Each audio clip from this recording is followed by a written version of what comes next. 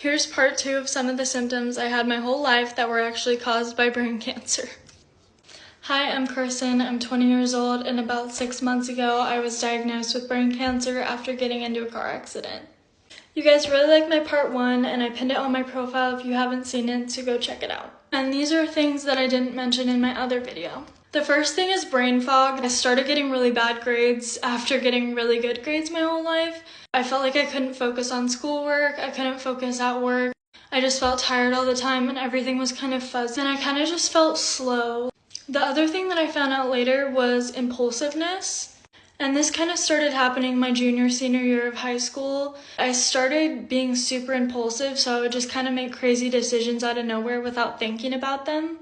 I didn't really think about the consequences of my actions, and I didn't really think before I spoke a lot of times. I didn't think a lot about other people's feelings. And my neurosurgeon confirmed that the tumor that I had attributed to that. In my last video, I talked a little bit about my vomiting problem. To dive in a little bit deeper on that, there was a lot of nausea, specifically in the morning, to the point where my mom thought I was having morning sickness, like pregnancy related.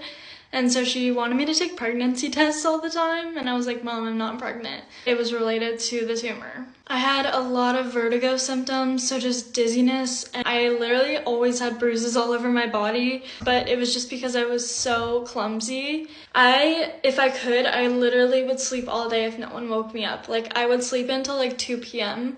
if I didn't have an alarm on. The sleeping was out of control. Like, there were times where I fell asleep in class and my professors had to come wake me up. And this whole time, I just thought I was being super lazy, like not getting enough sleep, but it was really just because I had brain cancer.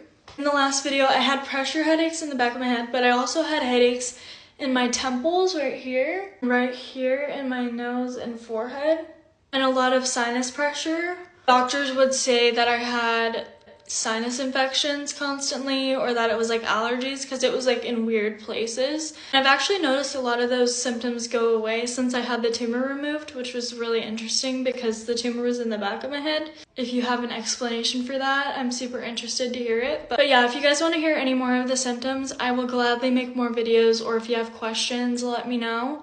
I'm happy to talk about it. I love spreading awareness about this. I got so many messages on my last video, and I've loved hearing all of your stories, so please keep reaching out and keep commenting because I love to hear about it.